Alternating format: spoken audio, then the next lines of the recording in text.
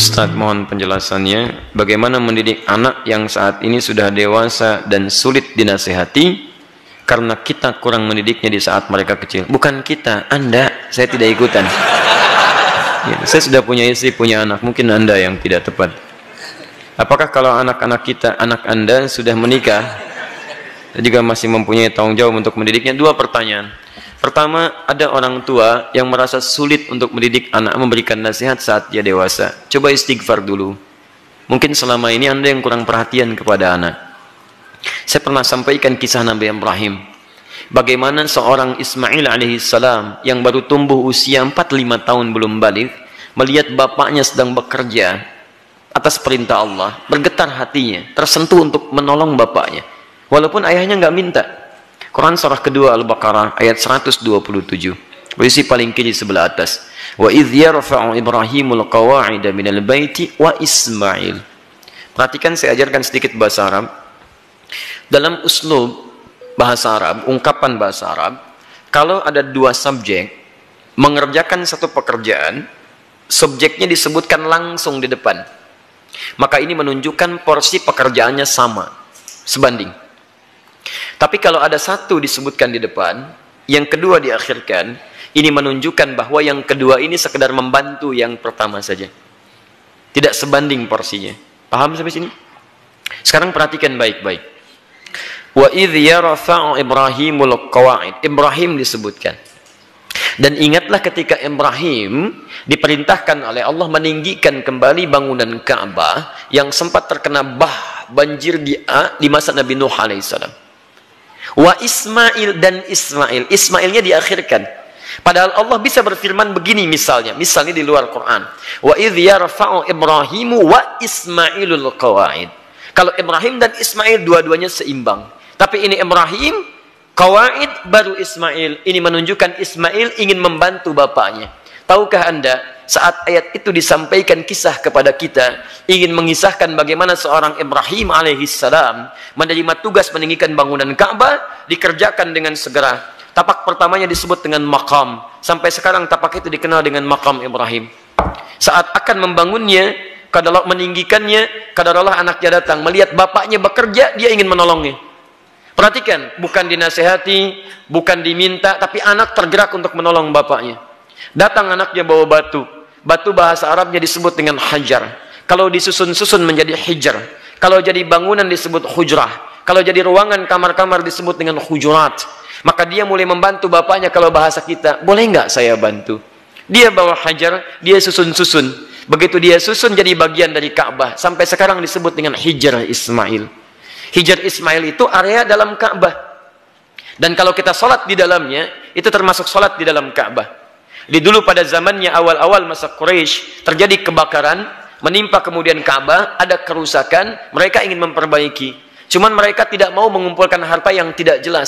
Akhirnya orang jahiliyah berusaha mengumpulkan harta yang paling halal. Tuh, orang jahiliyah bangun Ka'bah aja cari yang paling halal. Anda bisa bayangkan. Jadi mereka kumpulkan dan ternyata nggak cukup. Karena nggak cukup, kemudian area Hijar Ismail ini ya tidak tercukupi untuk kemudian dibangun pada area-area yang tertutup dengan area Ka'bah. Maka dibiarkanlah terbuka, sampai sekarang dipelihara keterbukaan itu, dan hikmahnya adalah Allah memberi kesempatan bagi orang yang ingin sholat di dalam Ka'bah. Bayangkan kalau tidak ada area itu, semua orang ingin semangat masuk, antrian macam-macam, tapi Allah berikan keluangan pada kita dengan area seputaran ini. Paham? Tapi intinya, ada sentuhan dari anak, melihat bapak bekerja, dia ingin membantu. Kisah keduanya, dahsyat, lebih dahsyat. Quran surah 37 ayat 102. Begitu dia mulai dewasa, falamma balagha ma'ahu sa'ya, sudah mulai nalarnya matang, apa yang terjadi? Bapaknya melihat dalam mimpi, inni ara fil manami anni adbahuka. Papa lihat nak, dalam mimpi papa menyembelih kamu. Fanzur madza tara. Ini kisahnya. Berbagi bapak dengan anak. Lihat, berbagi, tukar, bagi pikiran. Bagaimana pendapat Ananda? Pendapat Ananda bagus, garis bawahi. Bagaimana pendapat Ananda? Anda tahu bahwa mimpi Nabi dan Rasul itu pasti wahyu. Dan kalau sifatnya wahyu harus segera dilakukan. Ibrahim bisa mengatakan begini, nah siap-siap ya. Kemana Pak? Sembelih.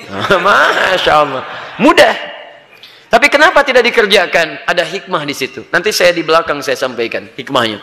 Yang paling menarik, apa jawaban anak? Anak yang bukan protes, bukan marah, tapi meyakinkan dan menguatkan ayahandanya. Lihat kalimatnya, ya abati, panggilannya abati. Ketika anak dipanggil bunai dengan panggilan sayang, maka anak membalas dengan kalimat abati. Saya pernah sampaikan, ada abi, ada buya, ada abati, itu beda.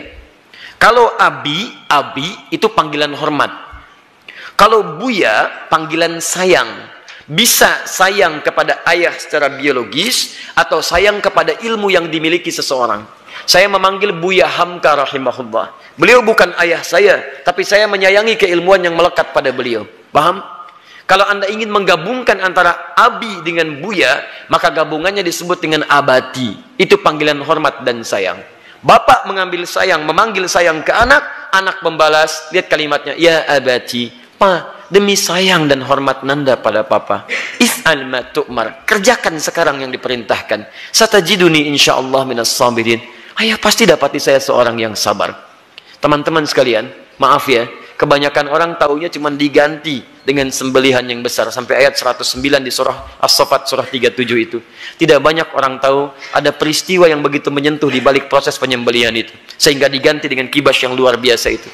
Buka kitabnya Al-Akhlaq lil Banin, karya Ustadz Omar Ahmad Baraja, jilid yang kedua, warnanya biru, halaman 25, posisi paling kanan di sebelah bawah. Teman-teman sekalian, ada 3 peristiwa besar terjadi saat akan disembelih itu. Ketika Ismail mulai diikat, ikatan mulai terasa longgar. Kata Ismail, duhai ayahanda, tolong kencangkan ikatan ini, supaya nanti saat saya akan disembelih, tidak merontak saya, dan tidak membuat ayah iba, dan tidak jadi menyembelih saya. Lihat, supaya ayahnya sempurna menyempurnakan tugas. Kedua, duhai ayahanda, mohon tajamkan pisau itu. Tajamkan. Yang dengan pisau yang tajam akan mempercepat proses penyembelihan itu dan mengurangi sakit yang saya rasakan. 2 hal ini menjadi sunnah sampai sekarang. Dengan ikatan yang baik, dengan tajamnya pisau, kurban saat ini menjadi sunnah. 2 itu dikerjakan. 3, ini yang hebat. Ternyata beliau sedang melipat pakaiannya, pakaian luarnya. Lihat beliau katakan, duhai ayahanda, mohon titip pakaian ini kepada satu-satunya ibunda yang sangat saya sayangi. Sampaikan salamku kepadanya. Ismail alaihissalam. Ketika itu dikerjakan, tiba-tiba turun kemudian wahyu, qad saddaqta ru'ya, engkau telah benarkan mimpi itu. Maka tidak ada korban pada saat itu, yang ada korban. Korban diganti jadi korban. Korban dari kata koruba, artinya dekat.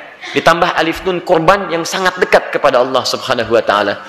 Mereka berdua saking dekatnya dengan Allah, mimpi saja diamalkan. Ada orang yang pengen dekat dengan Allah, di dunianya tadi perintahkan, gak dikerjakan. Orang mimpi dikerjakan. Ini kedengar azan dipanggil sholat, gak datang-datang. Cita-cita surga Firdaus bersama Nabi tanpa hisab. Keterlaluan itu kan. Nah teman-teman yang paling menarik, kenapa Ismail punya rasa demikian dalam pada papanya? Lihat, Nabi Ibrahim ketika kemudian Ismail dilahirkan, kemudian turun wahyu supaya dipisahkan dengan ayahandanya. Ibu, anak, ayah, pisah. Kemana? Beliau di Palestina, anak di Mekah dengan ibunya. Quran surah 14 ayat 37. Biwadin ghairi dhi zar'in 'inda baitikal muharram. Ditinggalkan di satu tempat yang tandus, tumbuhan gak ada. Lihat baik-baik ya. Saya percepat langsung. Ini Ismail dengan ibundanya, ini Ibrahim. Di balik jarak yang jauh, Nabi, Rasul punya tugas mencari nafkah, punya macam-macam, tapi beliau masih menyempatkan waktu untuk menengok perkembangan anaknya. Tengok siapa yang merawatnya, bagaimana pertumbuhannya, bagaimana asinya, bagaimana pertumbuhan kampungnya. Dari Palestina ke Mekah, itu kalau pakai bis 1 hari 2 malam. Tengok, makanya disebut Ibrahim, sang penyeberang. Makanya disebut Ibrahim, diambil dari serapan bahasa Arab Abun Rahim. Yang paling hebat, kenapa itu bisa terjadi dan bagaimana feedbacknya kepada kita semua, kita lanjutkan setelah menunaikan salat Isya berjamaah. Subhanakallahumma bihamdika asyhadu an la ilaha illa anta astaghfiruka wa atubu ilaik. Assalamualaikum warahmatullahi wabarakatuh. Alhamdulillah wassalatu wassalamu ala Rasulillah wa ba'd. Ikhwas sekalian, kita telah menunaikan salat Isya berjamaah, juga amalan sunnahnya. Kita bermohon pada Allah Subhanahu wa taala semoga salat yang telah kita tunaikan diterima oleh Allah Subhanahu wa taala dengan penerimaan terbaik insyaallah. Kita coba lanjutkan, pemirsa dimanapun Anda berada. Kesulitan nasihat yang diterima oleh anak terkadang Bukan karena anak itu tidak mau mendengar nasihat orang tuanya, tapi seringkali diakibatkan karena orang tua tidak memiliki perhatian yang cukup kepada anak sebelumnya. Perhatikanlah bagaimana Nabi Ibrahim, seorang nabi, seorang rasul, seorang ayah, yang dengan segala kesibukannya itu masih memberikan waktu yang luang untuk bermain, mengamati, dan hadir dalam keadaan dan permainan anak-anaknya. Sehingga apa yang terjadi, walaupun tinggal beliau di Palestina, anaknya berada di Mekah, itu masih tetap bisa mengontrol, Pak. Beliau melihat bagaimana lingkungannya, perkembangannya, mainnya, tentang asiknya, tentang kisahnya. Sehingga ketika orang tua hadir dalam dunia anak, anak tidak merasa kehilangan dengannya. Itu yang dimaksudkan di Quran surah ke-31 ayat 13 sampai ayat 19 itu. Ada 4 pendidikan dini yang harus ditanamkan pada anak sejak awal, sehingga anak itu akan mudah nanti mendekat kepada Allah, dekat dengan orang tua, dan bergaul balik dengan lingkungannya. Ayat 13-nya pengajaran tentang tauhid, ayat 14 sampai 15 mengajarkan tentang bagaimana pendekatan anak dengan kedua orang tuanya. Ayat selanjutnya mengajarkan tentang bagaimana pendidikan sholat ditanamkan sejak dini. Dan yang keempat tentang akhlak, supaya dia dekat dengan lingkungannya. Nah, ini kadang-kadang yang kita lupa. Mohon maaf, kita itu bukan nabi, rasul juga bukan. Surganya tidak sedekat Nabi Ibrahim. Maaf, gelar kita bukan Khalilullah, bukan Abul Anbiya. Sesibuk apa sih? Kadang-kadang pekerjaan berangkat gelap, pulang gelap, anak tidak bisa terlihat dengan baik. Ini barangkali yang menyebabkan anak-anak kadang ingin mencari perhatian, bukan karena nakal, tapi mungkin karena orang tuanya tidak hadir dalam dunianya. Yang jadi persoalan. Saya mohon Bapak Ibu sekalian, kita sudah punya pengalaman yang sama. Ya, setiap Anda pulang ke rumah, anak kan tidak akan menyebut dengan profesi Anda. Anda jadi direktur di kantor, tapi di rumah anak Anda itu mengharapkan ayah, bukan direktur. Pernah Anda pulang disambut oleh anak, Pak Direktur, Masya Allah, hebat kalau begitu Anda. Saya selama ini pulang ke rumah, anak kami masih kecil-kecil. Sejak dia usia 3 tahun, anak yang pertama, itu menanti depan rumah. Gak pernah saya pulang sampai ke rumah dibuka, sampai hari ini dengan adiknya. Kalau menyambut kami, datang dia berdua, tidak pernah memanggil sampai hari ini, Ustadz, tidak. Ternyata mereka menunggu ayahnya gitu. Satu kejadian, karena tahu saya sering kali pulang malam, dia siangnya tidur. Banyak dia tidur, supaya tunggu malam saya datang. Ternyata kadang ingin menampilkan sesuatu, ingin menyampaikan pesan tertentu. Kadang ingin menyampaikan pesan bahwa saya sudah menghafal surat 8 jam tunggu-tunggu itu. Antum juga begitu. Anak antum mungkin menyiapkan karya macam-macam, cuman ketika pulang, beban pekerjaan Anda yang di luar itu kadang dibawa ke rumah, itu yang membuat kita tidak adil. Itu yang repot. Kadang-kadang masalah di kantor dibawa ke rumah. Nyampe ke rumah anak sudah menunggu, sudah menyusun senyum sebaik mungkin, ketika dibuka ayahnya cemberut. Papa, diam kamu. Hah? Kenapa mas? Kamu lagi ikut-ikutan. Ikut apa? Jadi nggak nyaman situasinya. Begitu saya datang tiba-tiba, Buya, main bola yuk. Ah, main bola tuh. Main kita apa malam? Itu yang menarik. Sampai besoknya diceritakan sama bundanya, Buya itu capek kak, tunggu dulu ya, pijitin dulu bobok sebentar baru main. Besoknya ditunggu, Masya Allah, di depan pintu, Buya capek ya, Masya Allah, ayo sini bobok, kakak pijitin. Pijitin pak, bobok dulu, bobok merem, katanya merem. Begitu merem kita baru semenit, ya bangun main bola yuk. Masya Allah. Tapi itu tuh susah didapatkan lagi ketika dia dewasa. Jadi kalau Anda nggak dapat sekarang, besok Anda tidak akan bisa meraihnya. Karena itulah orang tua seperti Ibrahim alaihissalam memberikan perhatian yang dalam. Anak itu punya rasa. Jangankan mendengar nasihat bapak ibu, ya nyawa saja mau diserahkan kok. Bapak cuma mimpi melihat kamu begini, kak kerjakan sekarang pak. Coba antum tes pulang dari sini. Bapak tadi ikut kajian Quran Sunnah Solution. Wah, dapat gambaran, nyembelih kamu. Bagaimana pendapat kamu? Wah, sesat pak itu, jangan ikuti lagi. Repot gitu kan. Jadi yang pertama itu demikian. Pertama kita koreksi dulu. Yang kedua kita mendekat kepada Allah, berdoa, ya Allah, tidak engkau titipkan anak itu kepada ibunda yang lain kecuali pada hamba, ya Allah. Berikan kekuatan. Hamba yakin engkau tidak pernah memberikan ujian kecuali pada yang sanggup menjalaninya. Sentuh hatinya ya Rabb, sentuh hatinya ya Rabb. Ingat ketika seseorang telah menikah pun, kewajiban untuk memberikan nafkah berhenti memang. Tapi mohon maaf, perhatian itu kan tidak terputus. Anda masih berhak memperhatikan, memberikan arahan dan sebagainya. Karena itu, jangan putus dalam memberikan nasihat, sampaikan dengan cara yang terbaik. Kalau tidak pakai bahasa akal, gunakan bahasa hati. Setidaknya jadikan dia teman dalam kehidupan. Insya Allah dengan kalimat yang menyentuh, lama-lama dia akan tersadar. Jadi buka dengan doa, setelah itu ajak untuk berbicara dengan bahasa hati. Nah, mama bersyukur kamu sekarang sudah tumbuh dewasa, cukup pintar, teman kamu banyak. Dulu saat kamu dikandung, masuklah ke situ. Besar harapan mama terhadap kamu. Tiap malam mama bermohon kepada Allah mengalirkan air mata, supaya kita itu bisa sama-sama duduk, sama-sama tersenyum, kita bisa bahagia. Saat kamu berada dalam sekian bulan, harapan itu semakin tinggi.